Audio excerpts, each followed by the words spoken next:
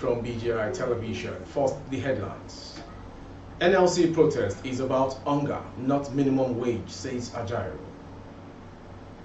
Protesters storm National Assembly. Naira gains as CBN sells over $300 million to banks. DSS DG Bichi vows to dismantle terrorism financial network. Court stops MTN, Airtel, others from deactivating subscribers' lines. I'm back to chase killer Herdsmen out, Sunday Igboho. Adams calls for sustained unity between Yoruba and Shekiri people. On sports, Dubai-based boxer by the Mercy extends unbeaten run. I am Morire Rebila Lawal. Good evening. The news in detail. The Nigerian Labour Congress NLC says a two-day protest by members of the union is about hunger and not just a clamor for a review of the minimum wage. While there was a meeting between the federal government and NLC authorities to forestall the protest, the dialogue ended in a deadlock. But speaking on Tuesday, the president of NLC, Joe Ajaero, contrary to some claims, the union is not protesting only about a hike in the country's minimum wage of 30,000 naira. You have to understand that the protest is about hunger.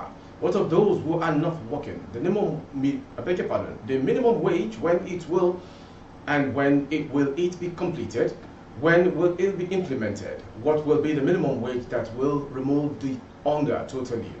The UN said that every of the poorest man should be fed on $2 per day. That's the poorest. And if you have a family of 6 people, $2 per dollar per day by 6 is $12, he said while addressing the press in Abuja. Members of the Nigerian Labour Congress NLC have stormed the National Assembly NAS complex in Abuja as they continued their protest over the rising cost of living in the country. The protesters, who were carrying placards with diverse inscriptions, arrived at the National Assembly this morning till noon. Unlike previous protests, the gates of the NAS are thrown open as the protesters enter without resistance from security personnel. Meanwhile, the president of the NLC, Joe Ajaero, says the protests across the country are to let President Bola Ahmed Tinubu know how Nigerians feel about economic hardship. According to him, the development is not just about the NLC, but about hunger ravaging the country.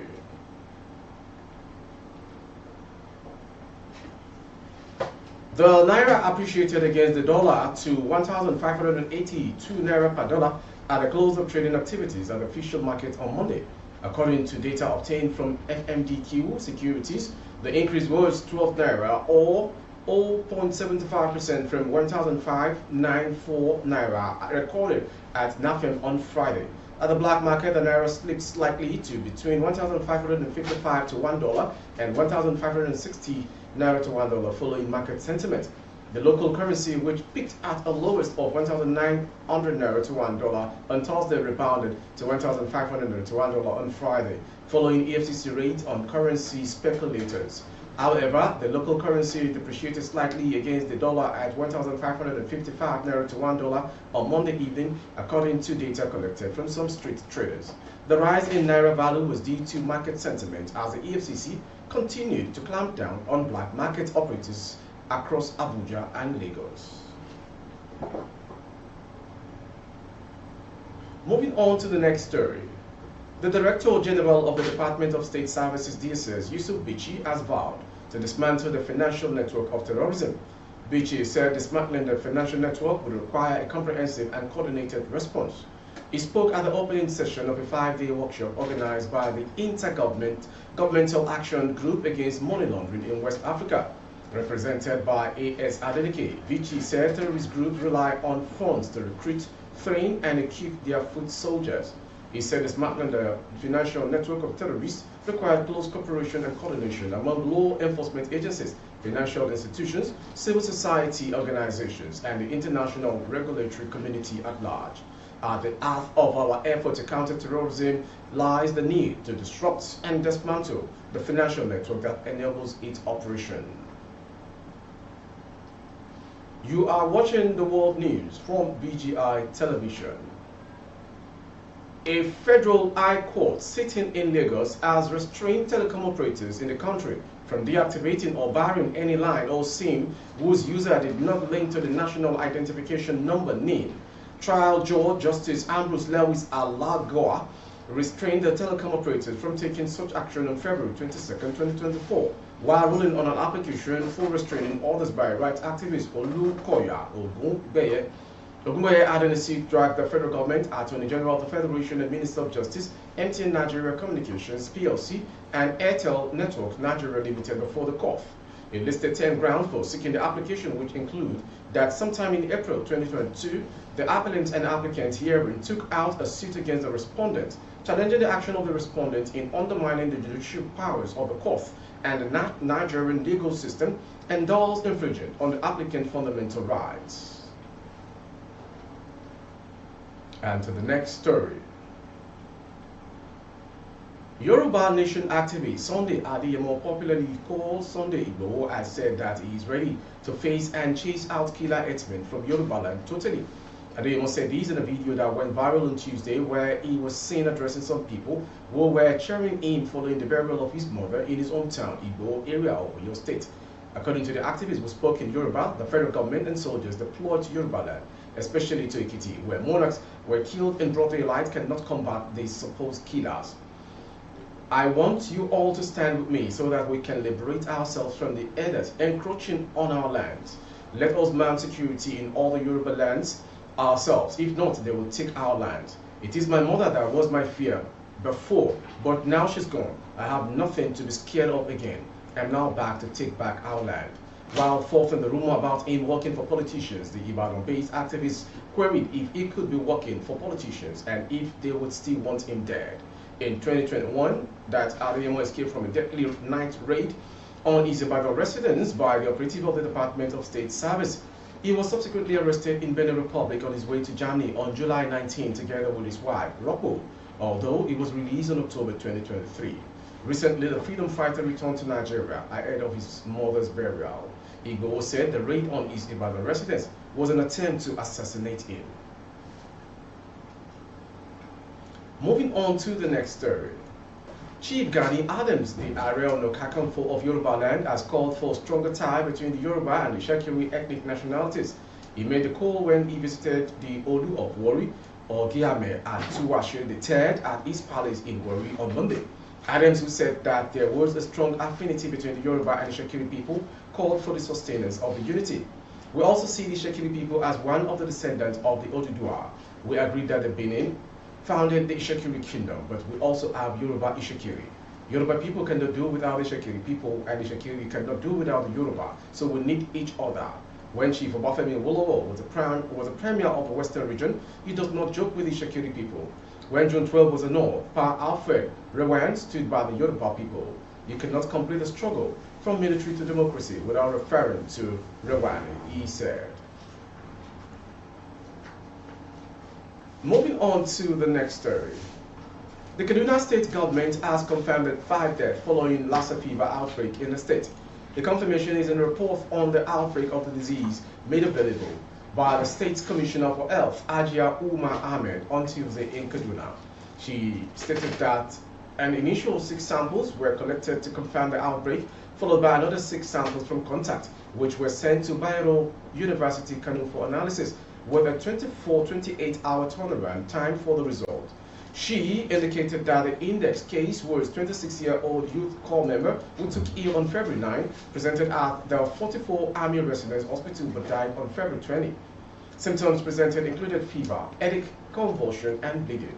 Thereafter, a total of 32 suspected cases were line listed and samples collected. 6 cases were confirmed positive, with 5 deaths and a male-female ratio of 1:1. Moving on to the next story. Lagos.